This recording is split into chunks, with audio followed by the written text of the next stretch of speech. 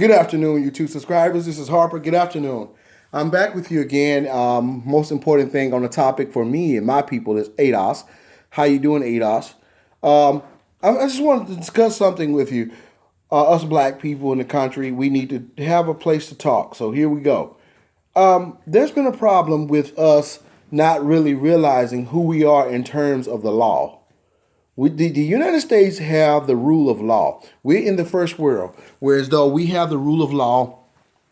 And however, from what it looked like through my assessment, that we as American descendants of slavery have been under dictatorship in the first world. A lot of people that are here, that in terms of groups, race, we have been the only ones subject to dictatorship. And let me expound on that. And I'm going to let you know why I say that. We have no strategic term, no, specific name. We have been called Black Americans, Negroes, colored people, African Americans, and so forth. Different names, minorities. Well, we have no specific, we have to have a specific name. We have to be a specific group of specific people to have a specific cause. And that's also been the problem because we don't exist in terms of being Pacific. And that's the importance of ADOS. The reason why we can be specific. And that's the real thing that I've come to realize is that American descendant of slavery is basically the only precise thing that describes us in terms of a group of how, in terms of our plight and the history of who we are in our system. Everybody else has a direct title of who they are so they can be rectified in terms of community. As it pertains to them being in community, they can be rectified as a group. Even the Latinos that are coming here right now are being rectified inside our jurisdiction by the term DACA, minority. They've been rectified. They have sanctuary cities. Those cities are not for us. That's not for you if you're an American descendant of slavery. Those people are getting rectifications under our political umbrella with the United States Congress. And now what they have tried to do is continue to subject to us as unimportant and expect us as a group to be receptive to this non-relevant existence. That is unacceptable. We have a case and we are important. We have a case with specific people, a specific group, and we have a specific claim. The United States has the rule of law, as I said before. And in that law, it can either go good for you or it can go bad for you. But in that law, it states that we should have protected class citizenship due to our sufferings and plight for the group that we are, the people that we are, anchored in the history of this country. We should be set in stone with our inheritances. We should be rectified in terms of the Constitution that states we should be rectified. We should have 40 acres and a mule we never obtained. So every other group has been rectified in terms of the law inside the first world, except for the slave descendants. Okay? And so this is what's most important. I think we need to understand that this is very important and not just words flying around in people's emotions. This is business. This is a reality of how we as a group have been positioned inside a system wrongfully anchored throughout a very important course. And that course is to build the first world and to be a money-making engine throughout chattel slavery and the denial of the inheritance that's important to us that have also enriched other communities. So this is us. This is us in our political umbrella. So we have to be the voices of in terms of rectifications to the United States government because we are the only people who have been subject to this position throughout this United States, the first world nation, according to every other group. Now we are also the people who have gained momentum to import laws and enforce laws that other people benefit from under the terms that they have gave us, minority, brown, black and brown, and so forth. So people are able to access the first world throughout those terms, which our identity had been co-opted. So other people can benefit from whatever we were supposed to be given and whatever we were supposed to have in terms of our healthiness of exchange of business and our course of living inside the United States.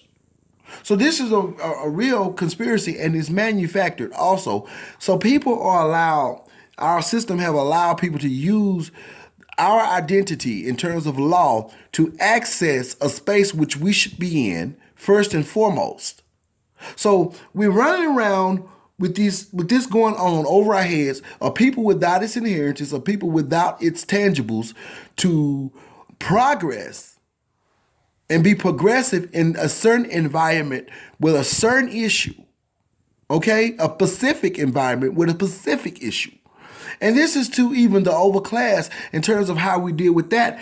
It's been such a conspiracy and so, I would say, it's so real until other people that have come in contact with positions like jobs or dignitary status have been basically forced not to reckon or not to be connected to their blackness here as a descendant of slavery to continue on with their success. So what that happens is we get under the conspiracy of being redlined in terms of our politicians and anybody who's supposed to be speaking for us. Now, it's come to a place also where even people that are supposed to be speaking for us, now it's so bad they even look like us and they're really not us. They don't have our plight, including the President Barack Obama.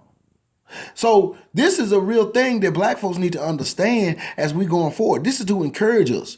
So we're running around. A lot of us don't even know about our movement, American DOS. Don't even understand the acronym. And some of them have the intellectual presence and they don't have the awareness of really what's going on. So we have bought into a social illusion. So we can become receptive to the fact that we are reckoned with and that we are okay and we are not. So we have come into contact with the fact that we're supposed to be receptive in a place of denial as a group, as an important group. So black folk talking points is, well, I don't worry about that stuff. I'm not voting and I ain't, they gonna do what they want to do. Basically cowering down to be receptive to keep the peace, almost like a slave. The talk of a slave. I'm not really important. So I'm not going to try because it's not going to work. See, that's the purpose in unity. So that we are important and we rectify in terms of our importance. And our importance is the United States policy. We are a Pacific group and we are within policy. We have not obtained it or have been rectified in that space. See, this is important to us. We do have a claim. A lot of people don't know it. We have justice claims. We're very important people. So the positionality that we experience is very real. And for us to be a part of this, the introducing of what's going on now, ADOS, thanks to Yvette Cornell, Antonio Moore, and Sandy Darity, for brainstorming to come to a acronym and a term that we can all respect in all its benevolence for us. We are very strategic about this and prestigious. This is business. The United States is a corporation, so we're doing business. And it's a money-making engine, and we have been the apparatus of this engine to its benefit in its entirety. So we have been the people who have performed the hard work and the duty and the hardship to bring such a powerful engine. We have been the money-making engine. And we have not been compensated in terms of our history and who we are and how we are anchored. And everyone else has. These are laws. This is the rule of law. And we are the only group that have been forced under dictatorship. Now, that should stick out to you. And what they expect from us is to be receptive in that place. To say that, oh, it's okay, we're supposed to be here. That's what slaves did. They were receptive to the fact that they were slaves. Maybe not all of them But a lot of them had to become that way by being prisoners of war. So that the ideology of that has lived throughout generation where we had to come in contact with the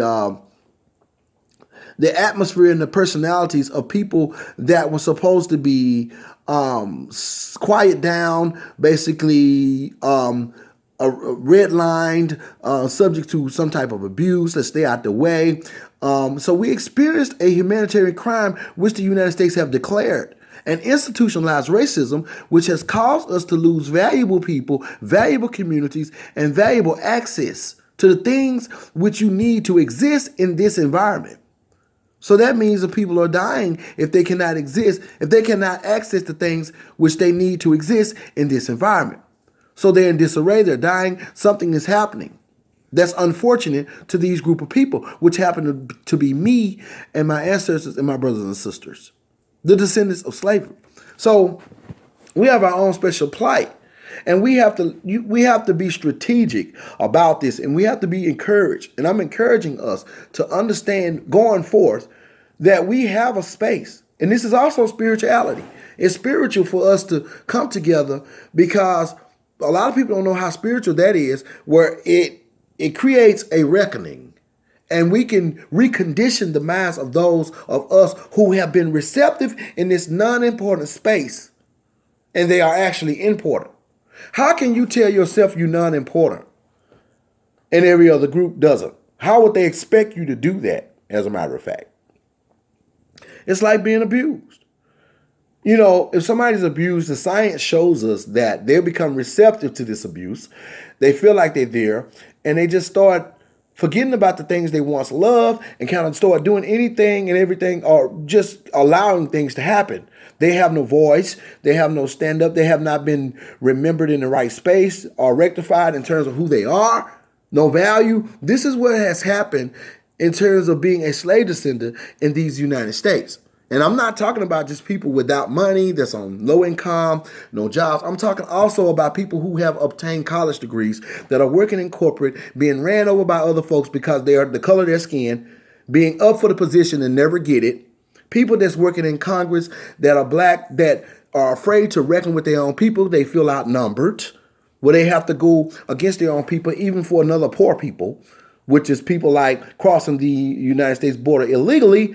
The South Americans predominantly are poor people. They come here looking for a chance of life, but they come here looking for that chance under the term minority. They come here illegally. They're gaining status. They're reckoning with each other as a group. They have a basically specific place. It's sanctuary cities, DACA. You know, those things are put into act for people that come into our country, not the people who built it like us, but we're the people who are anchored here in the history of this country. And everybody else has been rectified in terms of the rule of law. This is the law. They have broke the law. This is a crime. We have an inheritance. This is a crime. They have broke the law. America, the United States government is in debt with the slave descendants of this country. We are important and foremost a special people. And we are to be placed in this country and normalized in this country and positioned in this country on an equal playing field. Like any other group, we built this nation. And we are very strategic people. We have prestige. A lot of us are educated. And we should be rectified in terms of who we are and our plight as a group in this society. This is against the law. And a lot of our people don't understand that you have a space and it's time for you to put on your shirt and tie, so to speak. That's a metaphor. And that means dress up for the occasion intellectually and face it and deal with it and do the advocacy. Be about yours. Be about who you are. Stop going down. That season is over. That's done. We're not doing that. That's not what we're doing right now. We're not doing that no more. We understand what we're after. We understand who we are and how we've been misplaced and mishandled, even in terms of education, even in terms of our leadership and our prestigious communities, which were destroyed and assassinated. We understand what's going on very well. It's very clear. So we got other people using talking points that's exercising racism. Like, okay, y'all got y'all reparations. Y'all got welfare. That's very insulting. and welfare go to every other people. That's a ride to the bank. What? To the gas station? What? That's not an inheritance. That's not a space where you can develop and access any type of capital or access any type of valuable, tangible for your life and your children, which every other group has already have and been obtained, been rectified in that space in our society. That's offensive. And people can exercise these talking points because they can practice what you call racism. And that means they've won the race, so to speak. So they can say this to a people that have been without what they need in a space of denial. So it's also going to go against the Christian value of people who say that they love benevolence and sit back and watch or this system try to deface and defy our presence as important people and people who have suffered and anchored in the history of this society. American DOS, the slave descendants. So we're first and foremost important, and I like to come and reckon with you guys today and encourage you to move forward. Let's continue to move forward. The fight is in us. We're good. We're doing everything right. We're prestigious. We're precise. And we need to continue to move forward. At the grassroots and even the overclass, the educated. Let's move forward. I've noticed our young men and children also finding place under this acronym. So let's move forward. Thank you for joining me. This is Harper with Community First.